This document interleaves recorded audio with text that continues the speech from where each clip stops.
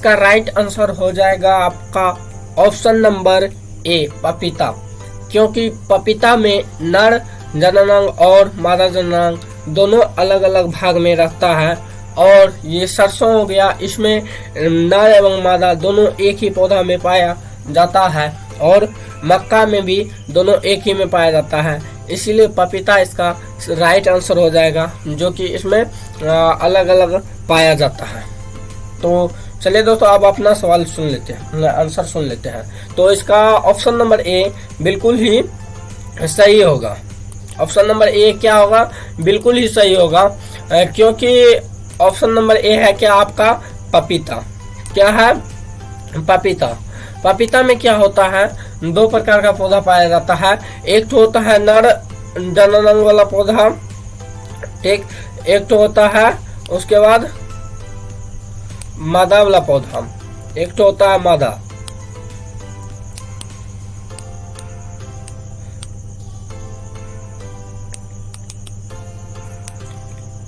एक होता है नर जननांग वाला, एक तो होता है मादा जननांग वाला, ठीक। इसमें यहाँ पर क्या पूछा है? उभयलिंगाश्रय पादप नहीं है, मतलब उभयलिंगाश्रय पादप नहीं है, मतलब एक लिंग वाला है। तो इसका right answer option number A ही होगा, पपीता ही, क्योंकि दोनों अलग अलग होता है तो पपीता होगा। सरसों में दोनों एक ही रहता है, नर भाग एक में ही रहता है, उसके बाद मादा भी एक में ही रहता है। तो चलिए अब नेक्स्ट क्वेश्चन की ओर मूव करते हैं। अगला क्वेश्चन आएगा, तो आप तैयार हैं अगला क्वेश्चन करने के लिए? तो चलिए अब नेक्स्ट क्वेश्चन की ओर मूव करते हैं हम। अगला क्वेश्चन है अंडपरजक है, मतलब कौन सा ऐसा प्राणी है जो सिर्फ अंडा ही देता है। अंडपरजक किसे कहते हैं? जो प्रसव के दौरान अंडे का निर्माण करता हो। उसके बाद सजीव परजक कहते हैं जो प्रसव के दौरान कुछ बच्चे को जन्म देता हो।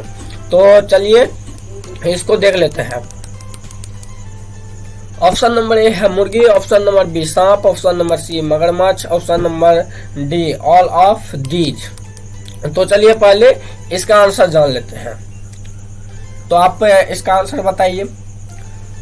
तो सर इसका आंसर होगा option number D all of these, क्योंकि मुर्गी भी क्या होती है, अंडा देती है। उसके बाद सांप भी अंडे का ही निर्माण करता है, मगरमच्छ भी अंडे का ही निर्माण करता है, इसलिए इसका right answer all of these हो जाएगा।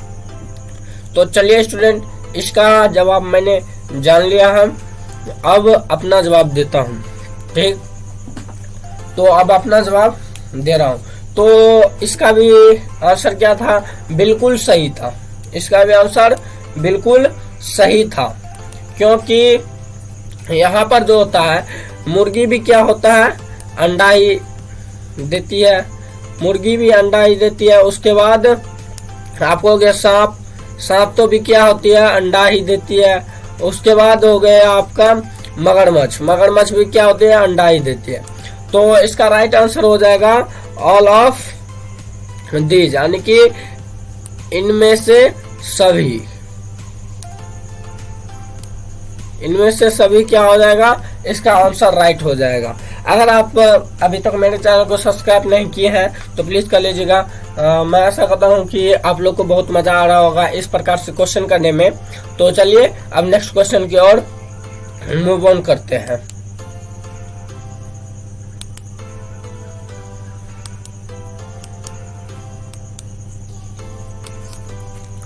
अगला क्वेश्चन है आपका, द्विनिषेचन का परिणाम होता है। दोहरा निषेचन का परिणाम क्या होता है?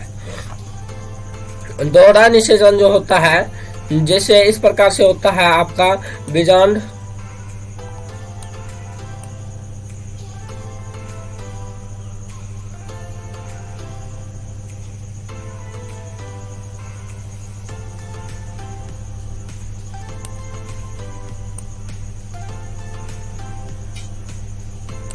इसमें जो दोहरा निषेचन होता है वो किस प्रकार से होता है, दोहरा निषेचन किस प्रकार से होता है उसको हमको बताना है। उसको क्या करना है, हमको बताना है।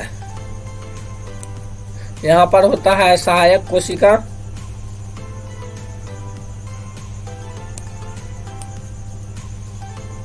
उसके बाद यहाँ पर होता है प्रतिव्यासांत कोशिकाएं,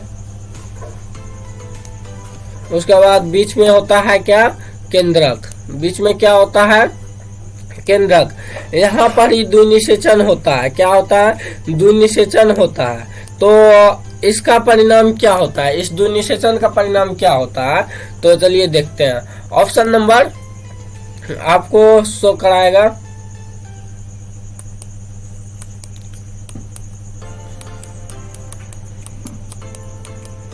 ऑप्शन नंबर ए है बीजपत्र, ऑप्शन नंबर बी बीजांड, ऑप्शन नंबर सी भ्रूणपोष, ऑप्शन नंबर डी भ्रूण। तो अब हम इससे क्वेश्चन पूछते हैं।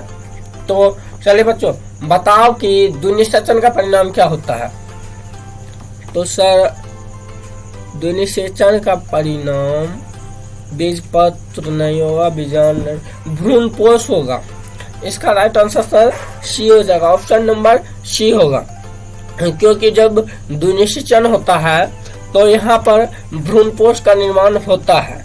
दो प्रतिव्यासांत कोशिका से टकराकर एक भ्रूण का निर्माण करता है। तो इसका right answer option number C हो जाएगा। तो चलिए बच्चों अब अपना आंसर सुन लीजिए। तो इसका राइट आंसर सी, तो बिल्कुल सही बोले हैं, इसका राइट आंसर सी ही होगा। क्योंकि जब निषेचन होता है, वहां पर अन्न में जब निषेचन होता है तो यहाँ पर क्या होता है, एनाट्रोफ्स, बीजांड। बीजांड दो तीन टाइप का होता है, एनाट्रोफ्स, आइसोट्रोफ्स। उसमें जब क्या होता है, द्विनिषेचन होता है तो वहां पर क्या होता है, भ्रूणपोष का निर्माण होता है। राइट, भ्रूणपोष का निर्माण होता है। तब इसका राइट आंसर हो जाएगा option number C is the right answer. तो चलिए अब अगला क्वेश्चन देख लेते हैं। अब अपने दोस्तों को इस वीडियो को जरूर से जरूर शेयर कीजिए, क्योंकि अगर आप और किसी का मदद करते हैं तो आपका भी कुछ जरूर किसी न किसी रूप में जरूर मदद होगा। तो अगला क्वेश्चन है आपका जीरोंटोलॉजी। यहाँ पर जीरोंटोलॉजी होगा, यहाँ पर जीरोंटोलॉजी होगा, एलोग्य नहीं होगा, जीरोंटोलॉजी होना चाहिए। तो इसमें दिया गया है ऑप्शन में, ऑप्शन नंबर ए पक्षी, ऑप्शन नंबर बी अस्थि, option number C ageing, option number D पृथ्वी। ये सब क्वेश्चन जो हम करवा रहे हैं हर एक बार क्या बोर्ड एग्जाम में आया हुआ क्वेश्चन है, हर एक बार किसी न किसी बार बोर्ड एग्जाम में जरूर से आया है, इसीलिए हम आपको ये सब क्वेश्चन करवा रहे हैं। तो चौथा नंबर में क्या, जीरोंटोलॉजी में किसका अध्ययन किया जाता है। ऑप्शन नंबर ए है पक्षी का अध्ययन किया जाता है, ऑप्शन नंबर बी है अस्थि का अध्ययन किया जाता है, ऑप्शन नंबर सी है एजिंग का अध्ययन किया जाता है, ऑप्शन नंबर डी है पृथ्वी का अध्ययन किया जाता है। तो इसका, तो चलिए इस स्टूडेंट से हम जान लेते हैं क्या इसका आंसर होगा। सर इसका आंसर ऑप्शन नंबर सी होगा, क्योंकि एजिंग का जो है, एजिंग का अध्ययन जीरोंटोलॉजी में ही किया जाता है।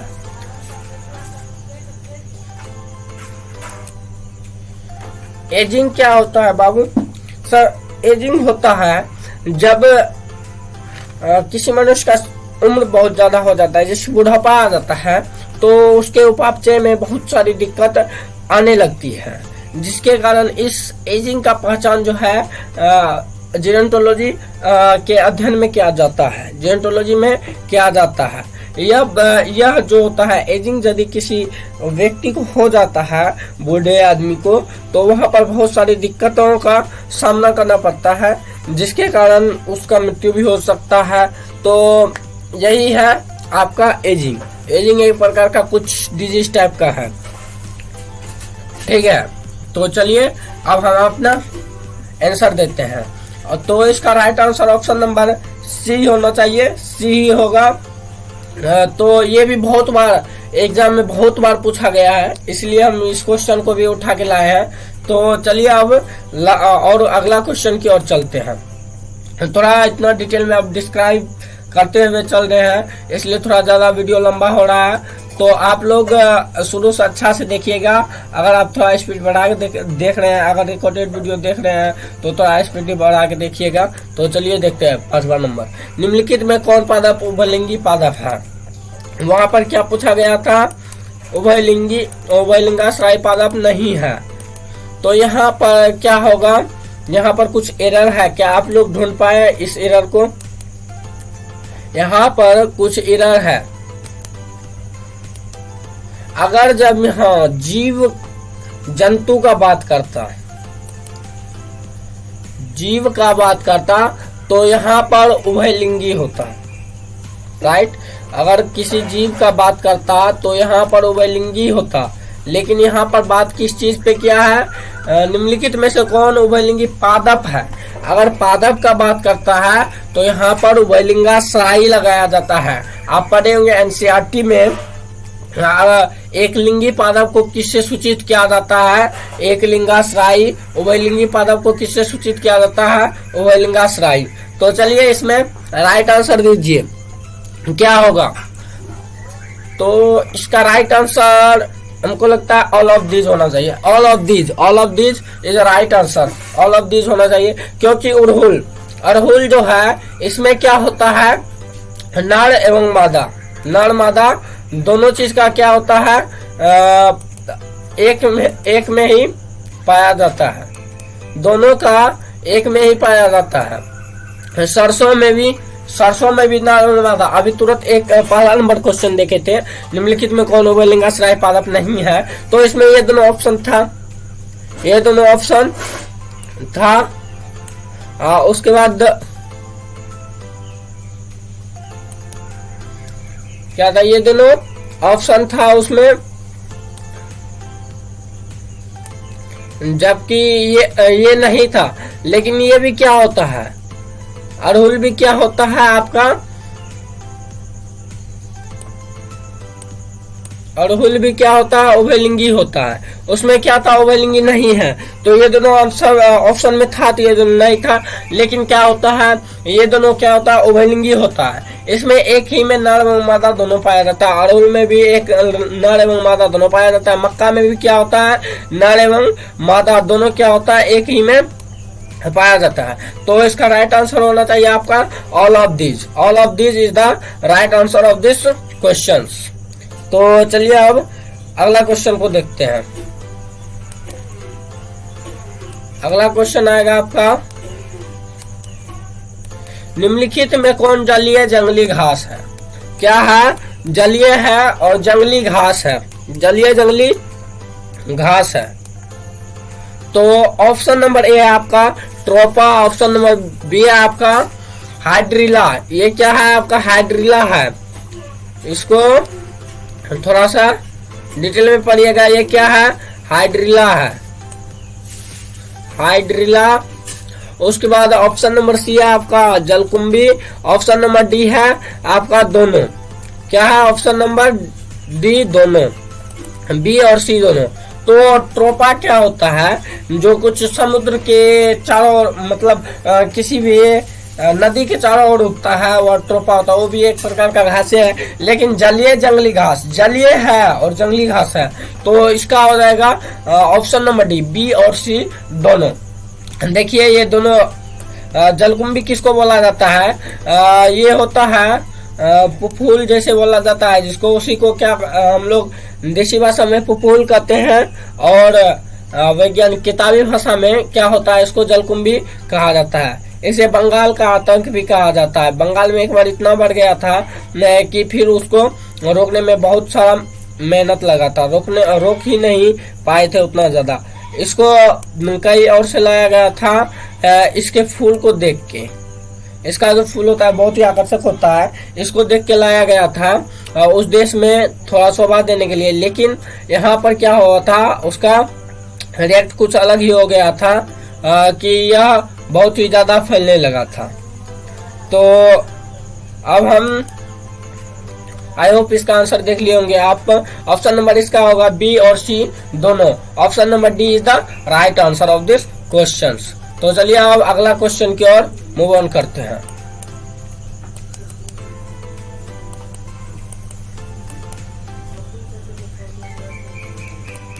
अगला क्वेश्चन ये रहा आपका क्वेश्चन नंबर 7। अदरक में कायिक प्रवर्धन किसके द्वारा होता है? अदरक में जो कायिक प्रवर्धन होता है किसके द्वारा होता है? ऑप्शन नंबर ए राइजोम के द्वारा, ऑप्शन नंबर बी जड़ के द्वारा, ऑप्शन नंबर सी ट्यूबर के द्वारा, ऑप्शन नंबर डी बल्ब के द्वारा।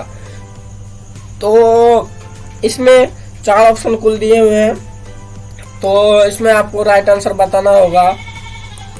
तो इसका राइट आंसर हो जाएगा आपका ऑप्शन नंबर ए राइजोम। अदरक में जो होता है कायिक का प्रवर्धन जो होता है राइजोम के द्वारा होता है, राइट।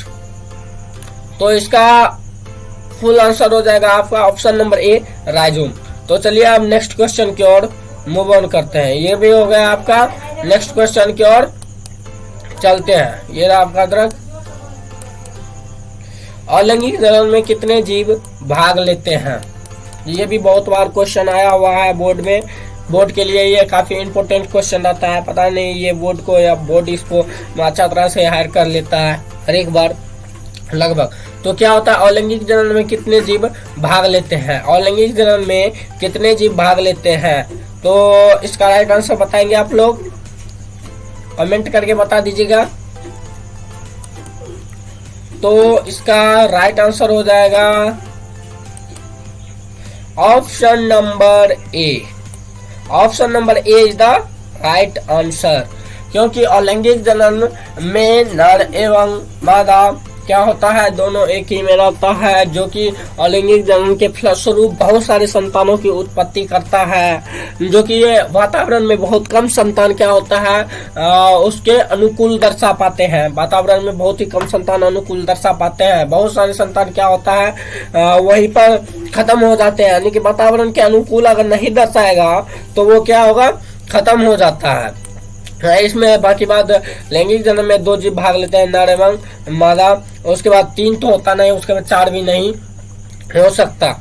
तो इसका राइट आंसर हो जाएगा ऑप्शन नंबर ए 1 या 1। तो चलिए अब और अगला क्वेश्चन की ओर देखते हैं। अगला क्वेश्चन क्या आता है आपका, अमीबा में प्रजनन किस प्रकार से होता है? अमीबा में प्रजनन जो होता है किस प्रकार से होता है? ऑप्शन नंबर ए आपका कोलेडिया, ऑप्शन नंबर बी है आपका कलिका, ऑप्शन नंबर सी आपका द्विखंडन के द्वारा, ऑप्शन नंबर डी है दोनों के द्वारा। तो इसमें से कौन सा, सॉरी ऑप्शन नंबर डी है नन ऑफ दिस। तो इसमें से कौन सा आंसर आपको सही लगता है? तो इसका राइट आंसर हो जाएगा option number C. Option number C क्या होगा, राइट आंसर हो जाएगा, क्योंकि अमीबा में जब द्विखंडन करता है, राइट, द्विखंडन करता है तभी वहां पर क्या होता है प्रजनन की संभावनाएं बनती है, उसमें प्रजनन की संभावनाएं बनती है। तो ये क्या होगा आपका द्विखंडन, इसका राइट आंसर हो जाएगा। इस प्रकार से अमीबा होता है, इस प्रकार से रहता है। इसके बीच में क्या होता है, केंद्रक रहता है, बीच में केंद्रक रहता है।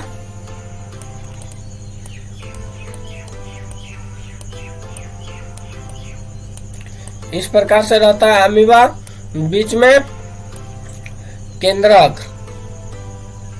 और ये क्या होता है दो भाग में डिवाइड होके, 2 भाग में इस तरह से डिवाइड होके सेम यानी कि इक्वल बनाते हैं, दो ठो इक्वल बनाते हैं। इसी के जैसे आज सेम पिक नहीं बन पाया तो कुछ कमेंट मत कर देना।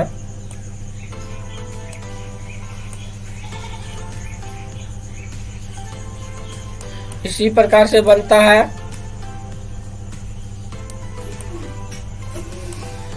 तो इसका राइट आंसर क्या आ जाएगा आपका, द्विखंडन हो जाएगा। सो आप देख लीजिए अच्छा तरीका से। तो नेक्स्ट क्वेश्चन, नेक्स्ट और लास्ट क्वेश्चन, इस वीडियो का लास्ट क्वेश्चन है। तो आप लोग कमेंट करके जरूर बताइएगा कैसा लगा आपको यह वीडियो। बाकी बात जो कमी होगा वो भी बताइएगा, ताकि मैं आपको अगले क्वेश्चन में इस कमी को दूर करने की कोशिश जरूर करूंगा। तो इसमें दिया गया है उभयलिंगाश्रायी प्राणी है। इसमें क्या आ गया, उभयलिंगाश्रायी प्राणी है। तो मुर्गी, सांप, ए और बी दोनों, केंचुआ। केंचुआ होता है एक पेट का कीड़ा, जिस प्रकार से होता है उसी प्रकार से होता है केंचुआ। मुर्गी तो आप लोग जानते हैं, उसके बाद सांप के बारे में भी जानते हैं। तो इसका राइट आंसर क्या होगा, तो मैं आपका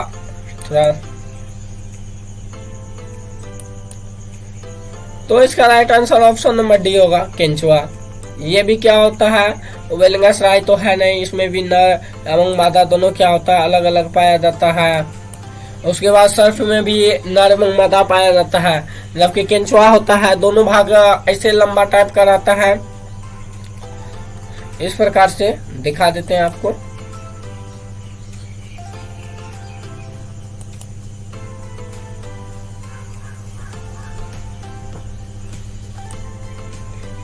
इस प्रकार से रहता है। फिगर तो अच्छा नहीं बन पाया, उसके लिए सॉरी। तो इस प्रकार से केंचुआ रहता है, ठीक, इसको आप लोग समझ लीजिएगा। इस प्रकार से रहता है केंचुआ। इसके इधर वाला भाग में क्या होता है, नर भाग रहता है। उसके बाद इधर जस्ट बगल वाला भाग में क्या होता है, मादा वाला भाग होता है। तो ये क्या हुआ, उभयलिंगाश्रायी प्राणी कहलाया, ठीक। तो बाकी बात इसका और क्वेश्चन अगले वीडियो में करेंगे। तो आप लोग कमेंट करके जरूर बताइएगा यह वीडियो आप लोग को कैसा लगा।